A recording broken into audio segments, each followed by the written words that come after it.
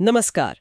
आज हम एक बहुत ही दिलचस्प और शायद थोड़ा चौंकाने वाले विषय पर बात करने वाले हैं। हमारा अवचेतन मन, मतलब हमारे दिमाग का वो हिस्सा जिसके बारे में हम ज्यादा सोचते भी नहीं, और हमारी जेब, हमारी आर्थिक स्थिति, क्या इनके बीच कोई गहरा नाता है? हमारे पास अवचेतन मन और धन शक्ति नाम का एक स्रोत है, और आज हम इसी के जरिए इस कनेक्शन को समझने की कोशिश करेंगे। अक्सर तो यही लगता है ना कि पैसा कमाना भाई मेहनत पर, किस्मत पर या बाहरी मौकों पर निर्भर करता है। लेकिन ये स्रोत कुछ और ही इशारा कर रहा है। ये कहता है कि हमारी अंदरूनी दुनिया, हमारी वो मान्यताएं जो शायद हमें पता भी नहीं कि हमारे अंदर हैं, वो हमारी आर्थिक हकीकत को बनाने में बहुत बड़ी भूमिका निभाती हैं। तो चलिए, इसी स्रोत के जरिए आज जरा गहराई में उतरते हैं, समझने की कोशिश करते हैं कि ये अनदेखा मन पैसों के मामले में कैसे काम करता है और क्या हम इसे बदल सकते हैं। शुरुआत करते हैं बिल्कुल बुनियादी सवाल से। आखिर ये अवचेतन मन है क्या भला? हाँ, ये बिल्कुल सही जगह है शुरू करने के लिए। देखिए, स्रोत के मुताबिक अवचेतन मन हमारे दिमाग का वो विशाल शक्तिशाली हिस्सा है।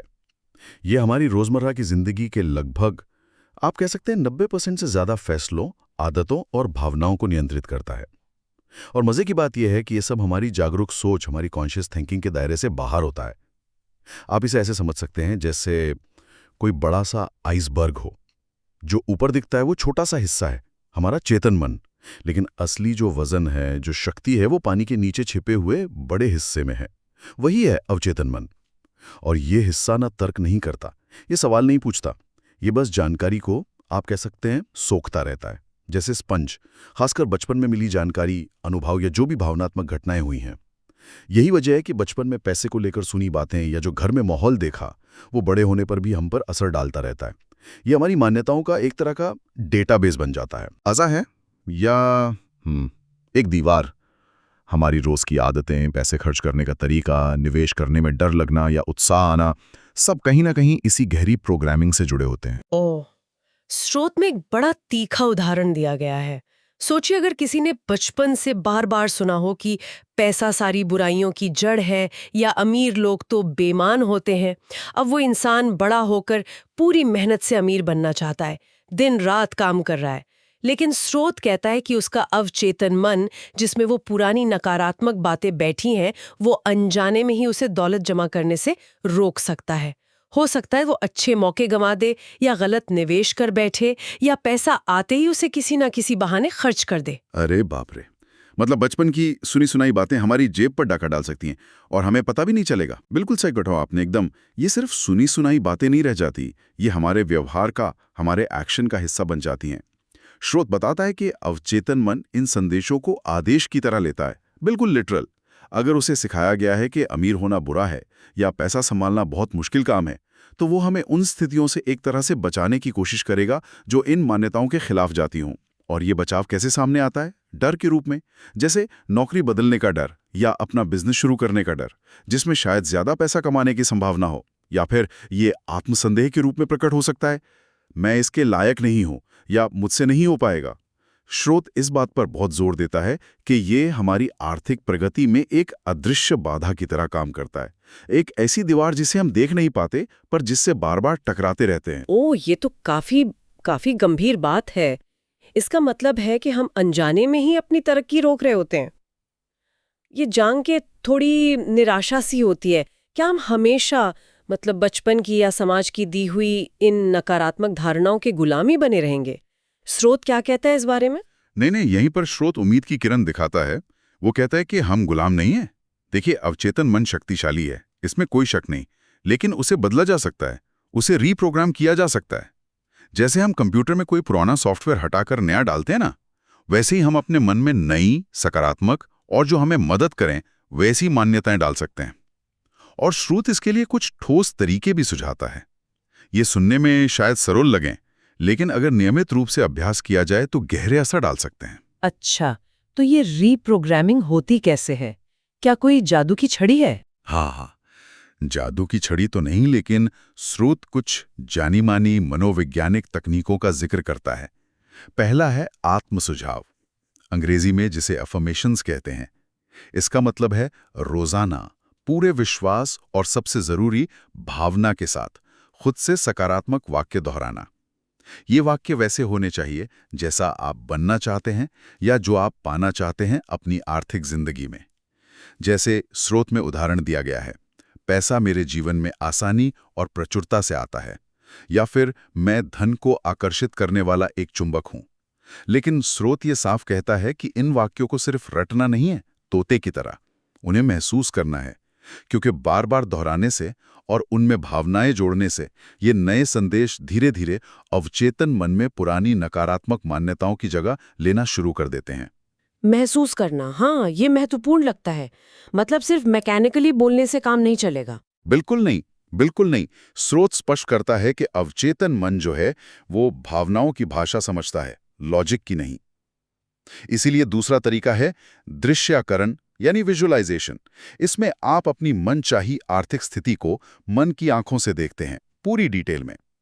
आप कल्पना करते हैं कि आपके पास पर्याप्त पैसा है, आप आर्थिक रूप से स्वतंत्र हैं, आप वो सब कर पा रहे हैं जो आप करना चाहते हैं। लेकिन सिर्फ देखना काफी नहीं है, आपको उस स्थिति से जुड़ी सकारात्मक भावनाओं को महसूस करना होता है। वो आज़ादी का एहसास, वो सुरक्षा, वो खुशी, वो सुकून।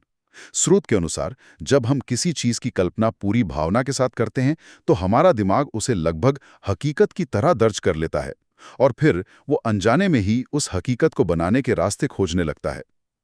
ये एक तरह से अपने दिमाग को भविष्य के लिए तैयार करना है। दिलचस्प। और तीसरा तरीका क्या बताया है स्रोत ने? तीसरा तरीका, जो स्रोत के अनुसार शायद सबसे शक्तिशाली हो सकता है, वो है आभार, ग्रैटिट्यूड।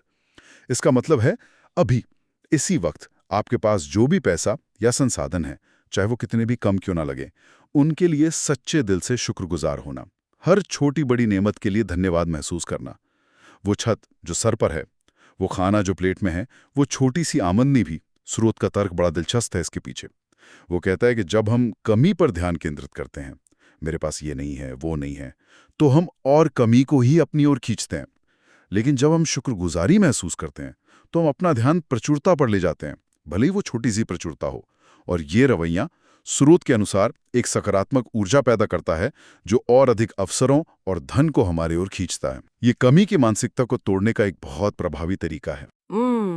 ये आभार वाली बात वाकई सोचने पर मजबूर करती है। अक्सर हम उसी चीज पर ध्यान देते हैं जो हमारे पास नहीं है ना? स्रोत का ये कहना कि जो है उसके लिए शुक्रगुजार होना और ज्यादा पाने का रास्ता खोल सकता है, ये थोड़ा सुनने में उल्टा लगता है पर आकर्षक भी है।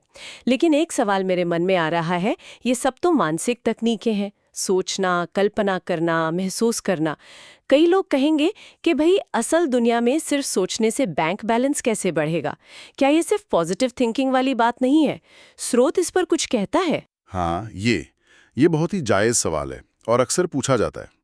स्रोत इसे सिर्फ अच्छा सोचो सब अच्छा होगा वाले नजरिए से अलग रखता है। उसका तर्क ये है कि ये तकनीकें सीधे बैंक बैलेंस नहीं बढ़ाती। ऐसा नहीं है कि आपने सोचा और पैसा आ गया, बल्कि वे उस आंतरिक प्रोग्रामिंग को बदलती हैं जो हमारे आर्थिक व्यवहार को नियंत्रित करती है। जब आपकी गहरी मान्यताएं बदलती हैं, मान लीजिए पैसा कमाना मुश्किल है की जगह ये बैठ गया कि मेरे लिए अवसर मौजूद हैं, तो आपका दुनिया को देखने का नजरिया बदल जाता है। आप उन मौकों को नोटिस करने लगते हैं जिन्हें पहले डर या संदेह के कारण आप अनदेखा कर देते थे। आप जोखिम लेने से सोच समझकर बेशक, लेकिन कम डरते हैं। आप लोगों से बात करने में, मोलभाव करने में या कोई नई स्किल सीखने में ज्यादा आत्मविश्वासी महसूस करते हैं। तो ये मानसिक बदलाव असल में आपके कार्यों को बदलते हैं, आपके एक्शन को बदलते हैं, और बदले हुए कार्य ही अंततः अलग, बेहतर आर्थिक परिणाम लाते हैं। ये सिर्फ सोचना नहीं है, बल्कि सोच को बदलकर कर्म को बदलना है। अच्छा, समझ गए। तो जब अवचेतन मन पैसे को दुश्मन की जगह दोस्त मानने लगता है, तो हम असल में अलग तरह से एक्ट करने लगते हैं। स्रोत कहता है कि तब हम अवसरों को स्वाभाविक रूप से पहचानने लगते हैं। इसका कोई उदाहरण दिया है स्रोत ने? कैसे होता है ये? हाँ, स्रोत इसे ऐसे समझाता है कि मान लीजिए दो लोग हैं, दोनों के सामने एक जैसा निवेश का अवसर आता है। बिल्कुल एक जैसा। एक व्यक्ति जिसकी अवचेतन प्रोग्रामिंग पैसे खोने का डर या मैं निवेश के लायक नहीं वाली है, वो उस अवसर में सिर्फ खतरा देखेगा, बहाने बनाएगा और पीछे हट जाएगा। दूसरा व्यक्ति जिसने अपनी सोच पर काम किया है और अब पैसा वृद्धि का साधन है या मैं सीख सकता हूं जैसी मान्यताएं रखता है, वो उसी अवसर में संभावना देखेगा। वो जानकारी जुटाएगा, सवाल पूछेगा और शायद आगे बढ़ेगा। देखिए, अवसर वही था, पर आंतरिक नजरिए ने, उस बदली हुई सोच ने प्रतिक्रिया बदल दी। बिल्कुल। स्रोत ये भी कहता है कि जब हम सकारात्मक मानसिकता में होते हैं तो हम समाधान खोजने पर ज्यादा ध्यान देते हैं, बजाय समस्याओं पर अटके रहने के। मेहनत बोझ नहीं लगती, बल्कि मंजिल तक पहुंचने का एक जरूरी कदम लगती है। और दूसरों की सफलता देखकर जलन नहीं होती, बल्कि प्रेरणा मिलती है। अरे वाह, अगर ये कर सकते हैं तो मैं क्यों नहीं। ये तो ऐसा है जैसे जैसे हमने अपनी आंखों पर लगा कोई फिल्टर बदल दिया हो। दुनिया वही है, लेकिन दिख बिल्कुल अलग रही है। स्रोत शायद यही कहना चाह रहा है कि मौके तो शायद हमेशा से आसपास ही थे, बस हमारी पुरानी नकारात्मक सोच हमें उन्हें देखने ही नहीं दे रही थी। बिल्कुल बिल्कुल यही बात है। स्रोत इसी मूल विचार पर बार बार लौटता है। हमारी बाहरी दुनिया हमारी आंतरिक दुनिया का प्रतिबिंब है, शीशे की तरह। और यहीं पर कमी बनाम समृद्धि की मानसिकता का विचार आता है, जो मुझे लगता है इस पूरी चर्चा का सार है। स्रोत इस पर बहुत बहुत जोर देता है कि पैसा आकर्षित करने के लिए हमें अपने अवचेतन मन को कमी की सोच, जिसे स्कैसिटी माइंडसेट कहते हैं, उससे निकालकर समृद्धि की सोच यानी अबंडेंस माइंडसेट पर केंद्रित करना होगा। ये कमी बनाम समृद्धि की मानसिकता, इसे थोड़ा और खोलेंगे। स्रोत इसके बारे में क्या कहता है, ये है क्या असल में? देखिए, स्रोत के अनुसार कमी की सोच ये मानती है कि दुनिया में हर चीज सीमित है, संसाधन सीमित हैं, अवसर कम हैं, और अगर किसी और को कुछ मिलता है तो इसका मतलब है आपके लिए कम हो गया। ये एक तरह की जीरो सम गेम वाली सोच है। यह सोच डर पैदा करती है, चिंता, ईर्ष्या और असुरक्षा। हर खर्च एक बोझ लगता है, हर बचत नाकाफी लगती है। इस मानसिकता में व्यक्ति हमेशा बचाव की मुद्रा में रहता है, डिफेंसिव मोड में, अवसरों से ज्यादा जोखिम पर ध्यान देता है। इसके ठीक विपरीत समृद्धि की सोच है। यह सोच ये मानती है कि दुनिया में सबके लिए पर्याप्त अवसर और संसाधन हैं, यहां कोई कमी नहीं है। यह सोच विश्वास, आशावाद, उदारता और रचनात्मकता को जन्म देती है। व्यक्ति अवसरों को देखने के लिए खुला रहता है, दूसरों के साथ सहयोग करने को तैयार रहता है और मानता है कि सफलता सबके लिए संभव है। किसी एक की जीत दूसरे की हार नहीं है। स्रोत कहता है कि जब आप समृद्धि की मानसिकता से जीते हैं तो आप अनजाने में ही उन विचारों, लोगों और परिस्थितियों को आकर्षित करते हैं जो आपकी आर्थिक उन्नति में सहायक हों। ये सिर्फ पैसे के बारे में नहीं है, बल्कि जीवन के प्रतीक, उदार और सकारात्मक दृष्टिकोण के बारे में है, जिसका असर आपकी आर्थिक स्थिति पर भी पड़ता है।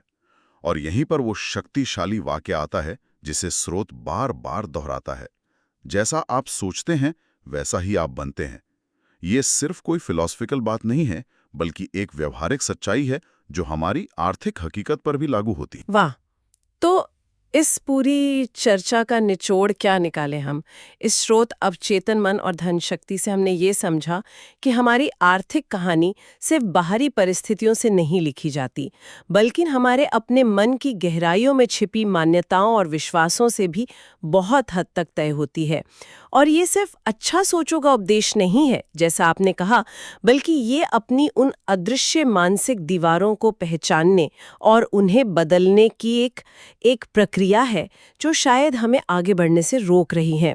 बिल्कुल सही कहा आपने। निष्कर्ष यही है कि दौलत का असली खेल शायद बाहरी दुनिया में उतना नहीं खेला जाता जितना हमारे अपने अंदर खेला जाता है। हमारी सोच, हमारी भावनाएं, हमारी गहरी मान्यताएं, ये वो औजार है जिनसे हम अपनी आर्थिक किस्मत गढ़ते हैं, चाहे हमें इसका एहसास हो या ना हो। स्रोत हमें अपनी आंतरिक दुनिया का, कह सकते हैं, मालिक बनने के लिए प्रेरित करता है। यह हमें याद दिलाता है कि अगर हमारी वर्तमान आर्थिक स्थिति हमें पसंद नहीं है तो शायद हमें बाहरी दुनिया को कोसने के बजाय अपने अंदर झांकना और अपनी सोच को बदलने की जरूरत है। और ये एक बहुत महत्वपूर्ण सवाल खड़ा करता है, अगर हमारी मान्यताएं इतनी शक्तिशाली हैं तो हमने उन्हें सीखा कहां से, और क्या हम वाकई उन्हें बदल सकते हैं? स्रोत का जवाब साफ है, हाँ, बदल सकते हैं।